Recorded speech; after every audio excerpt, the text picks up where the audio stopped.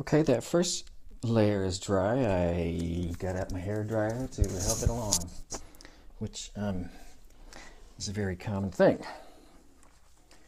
for watercolor painting. So that light yellow, that's going to end up being either the only color of the sun there or a good foundational color for that. I'm going to do a similar idea, just focusing on the lower half. And this is going to be fun because I'm going to start squeezing in, dropping in, squeezing in a few different colors and getting them to blend on the paper, which is seriously fun. But knowing sort of how much water and how much paint is a little bit tricky. You can certainly practice this kind of technique on a practice piece of paper. But check it out. So once again, just some clear water. I do want to make sure that I have clear water when I'm doing this Hake brush wetting down an area approach. So this is not critical. I don't have to do the whole piece of paper, but once again, I want to make sure that I do get that it is wet at least up into where this is all clear water, so it won't leave a mark. At least I hope it won't leave a mark up where it's stopping. If there's any pigment in this at all, it can leave a little mark. I am choosing to not worry about that because I want to mix some color, and in hindsight, maybe having some color already mixed would have been a smart thing to do. But thinking on the fly here, so I'm going to do sort of a similar thing. I'm going to bring in some blue. I can tell there's yellow still in there, which is kind of interesting.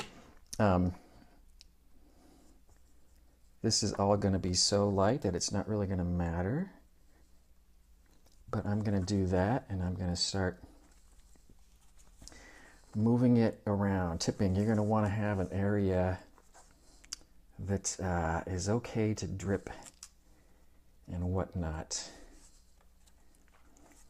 I can tell that whenever it's not moving around, I can tell that there's not enough water, at which point I can bring this brush back in. That brings in quite a bit of water.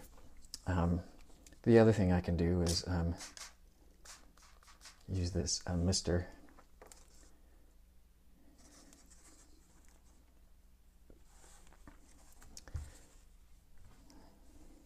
But yeah, I know this can be kind of a little bit daunting because that's fairly uncontrolled and I have very little idea of where things are going to end up. But it's all, once again, this is like an underlayer, undertone. I'm mixed in a little bit of Quin Rose. So that's kind of going to be bluish and purplish, and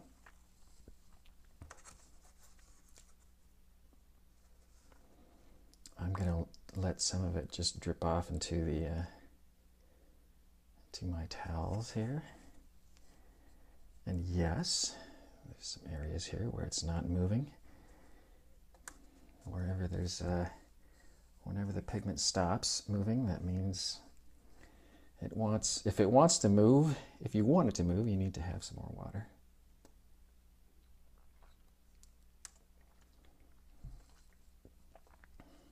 But that's the idea. One thing that is kind of, one thing to watch out for is making sure that's in frame.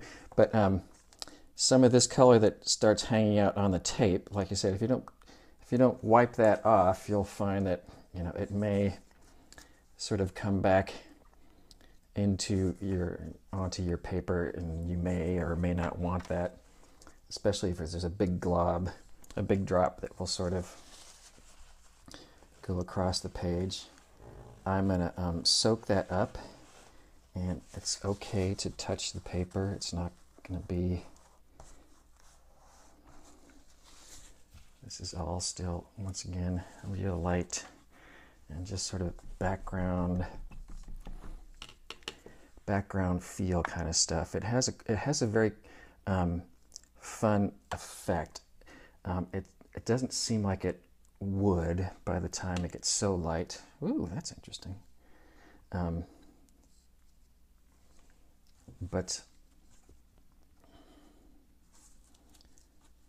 But it does. It has it's kind of subtle, but it's very much has a way of unifying. I know you can't see what that is looking like as I'm doing that. Hopefully you can now.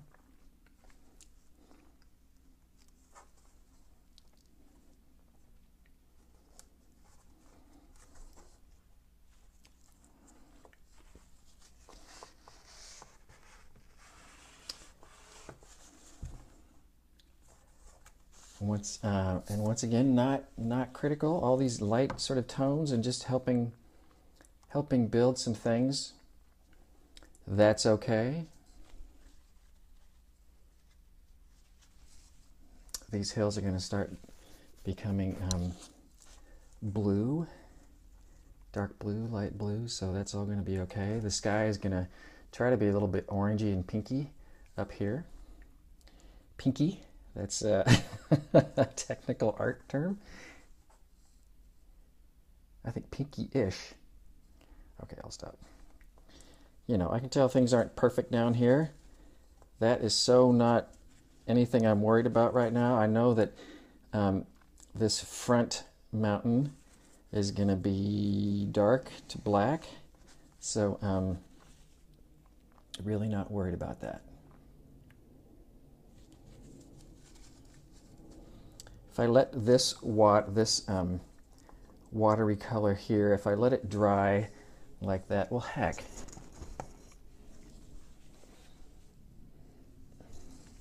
I'm going to let it sit there and dry like that just to see what happens. Yes, I'm watching paint dry.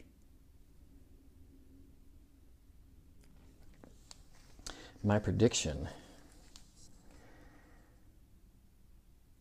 is that pooling amount, I'm not sure if it's going to build up to a point where it feels like it needs to drop down. But this color right here, this watery paint right here that sort of doesn't have a place to go, as the paper keeps drying this way and all the water is heading downhill this way, this will eventually need to dry as well. As it starts getting drier and drier in an uneven sort of fashion, all this water will say, hey, I need some place to go, and it will start drying and carrying the color with it to the only place it can, which is not towards the tape, but back into the water. And the drying part of the paper is going to say, no, no, no, don't come here. And this part is going to say, yes, yes, yes, come, I need to go up there. And they're going to find some happy place, some medium place where they agree to disagree, and that is where it's going to look like a bloom. That's my prediction.